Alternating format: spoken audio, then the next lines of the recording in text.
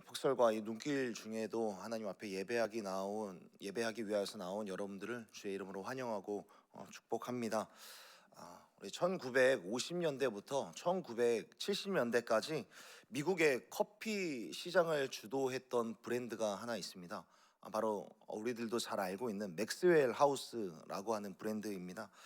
이 맥스웰 하우스는 브라질에서 품질이 굉장히 좋은 아라비카 원두를 수입을 해서 최고급 커피를 만들었는데, 이 커피를 미국 전역에 단돈 5센트에 판매를 했었습니다.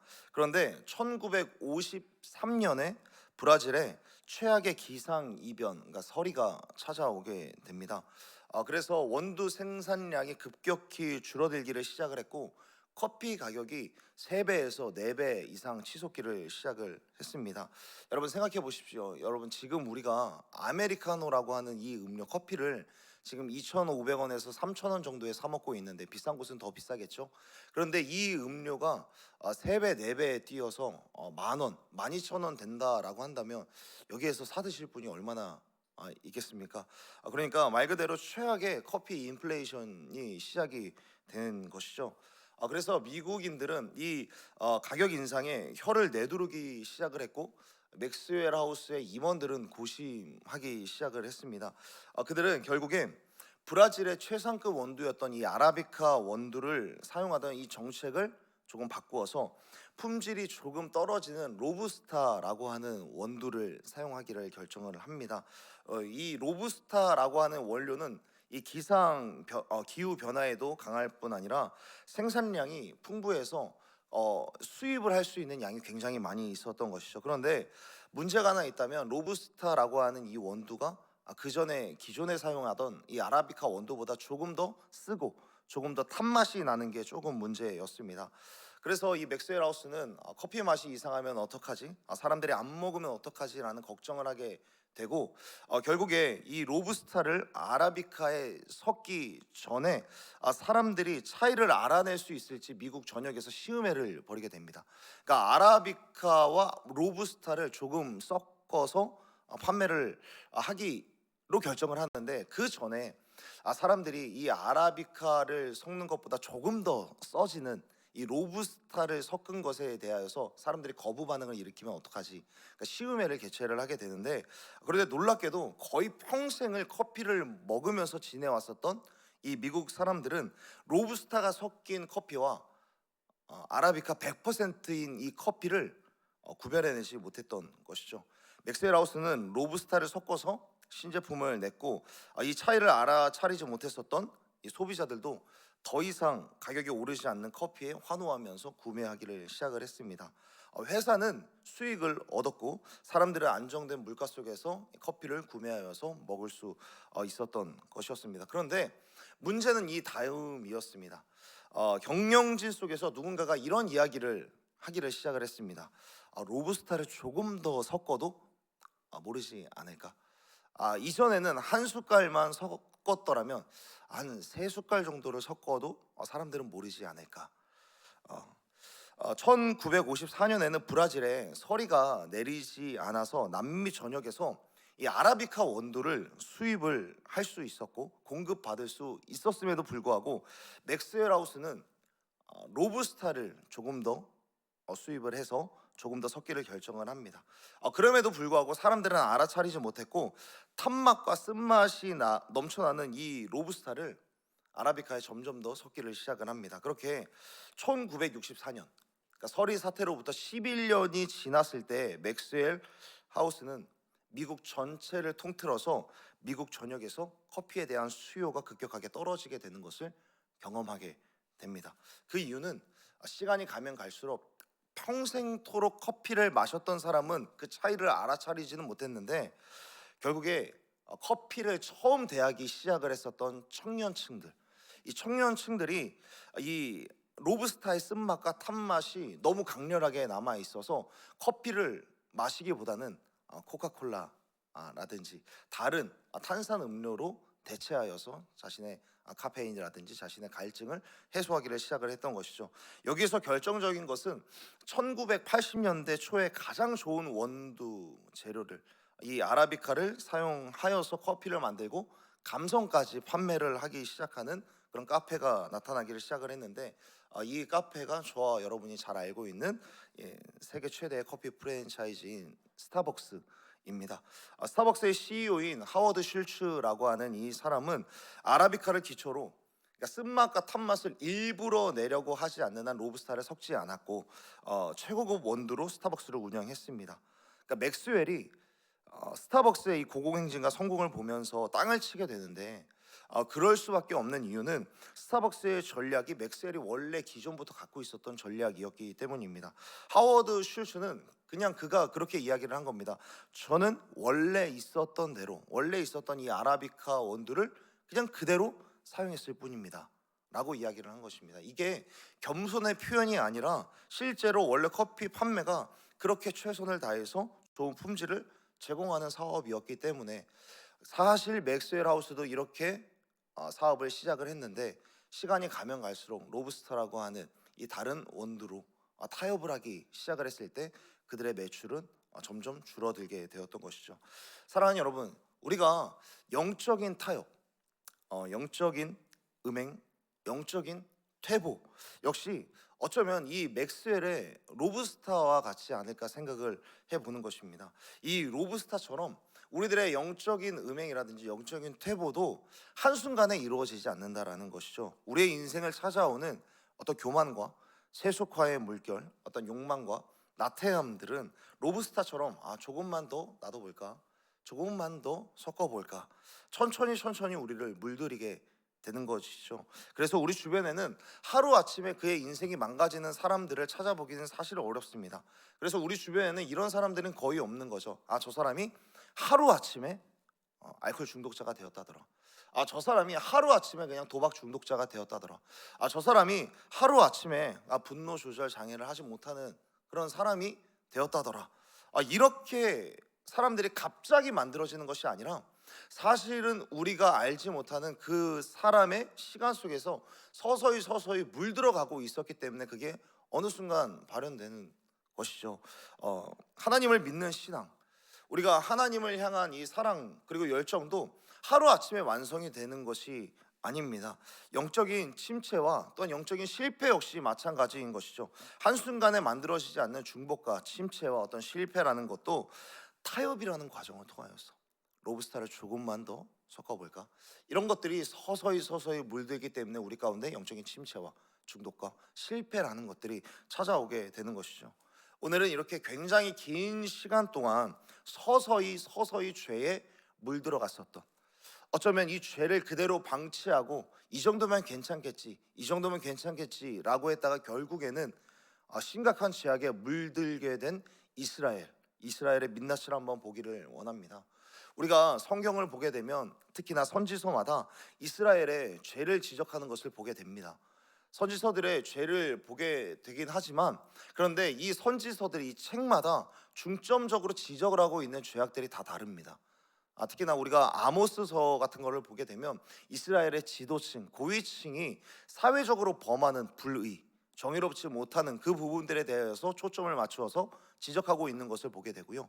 말라기 같은 경우에는 중심 없이 드려지는 율법적인 관행들, 하나님 앞에 외식하면서 예배하는 그런 모습들에 대해서 지적을 하고 있고, 학계 같은 경우에는 성전 재건에 힘쓰지 않는 나태함들에 대하여서 하나님께서는 초점을 맞춰서 지적을 하고 있습니다. 그렇다면 우리가 계속해서 보고 있는 호세아라고 하는 이 성경에서는 하나님께서는 어떤 죄를 지적을 하고 계시는가? 우상 숭배와 관련된 특히나 그러니까 사회적인 음행뿐만 아니라 하나님 앞에서 영적인 음행을 저지르고 있는 그런 모습들에 대하여서 지적을 하고 있는데, 그렇다면 이 호세아 시대에 있었던 이런 음행들, 특히나 영적인 음행이 과연 한순간에 이루어진 것인가? 한순간에 어느 한 날 어떠한 한순간에 이런 영적 음행, 하나님께서 지적하실, 호세아를 통하여서 지적하시는 그 죄악이 한순간에 이루어진 것인가? 그렇지 않다라는 것이죠. 9절 말씀에 보면은 이런 말씀을 하고 있습니다. 기브아의 시대와 같이 심히 부패하였다. 기브아의 시대와 여호와께서 그 악을 기억하시고 그 죄를 벌하시리라. 9절은 하나님께서 호세아를 통하여서 호세아를 통하여서 지금 말씀하시는 이 시대가 기브아의 시대와 같이 심히 부패하였다라고 말씀을 하고 있습니다. 여러분, 기브아의 시대, 여기에서 말하는 기브아의 시대는 먼 옛날 사사 시대 말기에 있었던 어떤 사건을 언급하고 있는데, 그 사건은 어떤 사건이냐면 기브아라고 하는 지역의 사람들이, 그 성읍의 주민들이 레위인의 첩을 윤관했었던, 그러니까 사회적으로도 어떻게 보면은 종교적으로도 굉장히 패역했던 그런 사건을 이야기를 하는 것이죠. 오늘 본문은 그런 사회적으로 패역한 일들이 이미 이스라엘의 오랜 과거 시간에도 있었고, 지금 호세아가 말하고 있는 이 시대에도 있다라는 것을 보여줌으로써 이런 일들이 오랜 시간 동안 밝히 드러나진 않았을 뿐, 그리고 과거에는 기브아라고 하는 한 성읍에만 있었을 뿐, 지금은 이스라엘 전역 가운데 지금 이 모든 일들이 퍼지게 되었다. 그런데 이 모든 일들이 퍼지게 된 데에는 기브아에 있었던 그 죄악들이 숨어 있었던 것인데, 그것들이 자라서 결국에 이스라엘 전역에 확장되었다라는 것을 말씀하고 있는 것입니다. 뿐만 아니라 15절에서도 이렇게 말씀을 하고 있습니다. 그들의 모든 악이 길갈에 있으므로 내가 거기에서 그들을 미워하였노라. 모든 악이 길갈에 있다라고 이야기를 합니다. 여러분, 길갈이라고 하는 장소는 굉장히 이스라엘 백성들에게 있어서 영적으로 유서가 깊은 그런 지역입니다. 그 지역은 이스라엘 백성들과 여호수아가 가나안 땅으로 처음 입성하게 될 때에 처음으로 발을 디뎠던 곳이 길갈이었고, 그곳에 하나님 앞에 감사하는 마음으로 12개의 돌을 세움으로써 하나님께 감사하는 그런 제단을 쌓았던 곳이 길갈이었습니다. 그리고 특히나 그곳에서 하나님 앞에 처음으로 이스라엘 모든 백성들이 할례 의식을 행하였었던 곳이 바로 길갈이었습니다. 하나님의 백성으로서 내가 성결한 삶을 살겠다, 우리가 거룩한 삶을 살겠다, 구별된 삶을 살기로 다짐한 장소가 바로 길갈이라는 장소였고, 거기에서부터 한 걸음 한 걸음씩 가나안 땅에 들어오게 된 것이죠. 그런데 15절에서는 그랬던 길갈이 악이 되었다라고 이야기를 합니다. 물론 과거 여호수아와 함께 가나안 땅에 입성했었던 그때부터 죄가 만연했다라고는 볼 수 없을 것입니다. 오히려 반대로 성결을 다짐하고 하나님의 백성으로서의 정체성을 새로이 했었던 곳이 길갈이었습니다. 이스라엘 백성들에게 있어서는 영적인 성지였음이 분명한 것이죠. 그런데 그런 길갈이 지금은 어떻게 되었는가? 호세아 시대 때 4장 15절에서 보면 하나님은 길갈로도 가지 말고 베다웬으로도 가지 말라라고 말씀합니다. 왜냐하면 이스라엘 백성들이 길갈로 가면, 길갈은 어떤 곳이기 때문에 우상 숭배가 굉장히 만연한 곳이기 때문에, 우상 숭배가 굉장히 성행하는 그 곳으로 변질되었기 때문에 너희들이 길갈에 가면 어떤 영향을 받을지 모르기 때문에 그곳으로 가지 말라라고 하나님께서 말씀하고 있는 것이죠. 가나안 정복 초기에 세워진 거룩한 제단이 가나안 땅의 바알 신앙으로 물들어 가면서 점점 시간이 지나면서 우상 숭배의 성지로 변질되어 버렸다는 것입니다. 길갈이 그렇게 되기까지 여러분, 과연 한순간에 그렇게 되는 것인가? 아까 전에 말씀드렸다시피 그것은 어떻게 보면 영적인 성지였습니다. 그러나 지금은 가나안의 그 바알 숭배를 하는 그런 곳으로 변질되었습니다. 그것이 왜 그렇겠습니까? 그때 방치한 가나안 족속과의 교제, 가나안 족속과의 교역들, 가나안 족속과의 결혼들, 이 정도면 괜찮겠지, 이 정도는 괜찮겠지 라고 했었던 그런 벽돌들이 촘촘히 쌓이기를 시작을 하다가 그런 우상의 잡초들을 조금씩 허용하고 타협하고 방치한 결과 결국에 하나님을 떠나 심판을 받게 되는 영적인 음행을 일삼는 이스라엘로 변질되었다라는 것이죠. 사랑하는 여러분, 하나님은 지금 굳이 과거의 시간들, 기브아의 시대, 그리고 길갈의 그 시간을 언급하시면서 과거의 악행들이 너희들이 지금 반복되는 것 같지만 사실은 그 과거의 시간을 온전히 바로잡지 못하고 과거부터 방치해 두었던 것들, 그것들이 드러나진 않았을 뿐 그 안에서 곪고 있었던 죄악들을 조금씩 타협하고 그대로 방치해 두었기 때문에 지금 어떤 결과를 초래하고 있는지를 하나님께서는 말씀하고 있는 것이죠. 그러므로 우리들은 생각해 보아야 합니다. 1절부터 말씀하고 있는 너는 이방 사람처럼 기뻐 뛰어놀지 말라. 음행하여 네 하나님을 떠나고 각 타작마당에서 음행의 값을 좋아하였느니라. 하나님을 떠나고 음행하며 세속화의 물결에 그대로 잠식된 너희들의 모습, 그것에 기뻐하는 모습이 과연 한순간에 이루어진 일인가? 하나님은 이렇게 말씀하는 것이죠. 음행의 값을 좋아하는 게 한순간에 이루어진 게 아니다. 이전부터 마음속에 자리 잡고 있었던 타협의 잡초가 끝내 자라고 자란 것이다. 이건 기브아 때부터 있었고 그게 길갈이 변해가듯이 끊임없이 변해간 것이다 라고 말씀하고 있는 것이죠. 하나님은 이스라엘 백성들에게 타협의 잡초, 죄악의 이 잡초를 제거하기 위하여서 하나님은 끊임없이 선지자들을 보내셔서 말씀을 통해 제거하기를 바라셨지만 결국에 그들은 어떻게 되었습니까?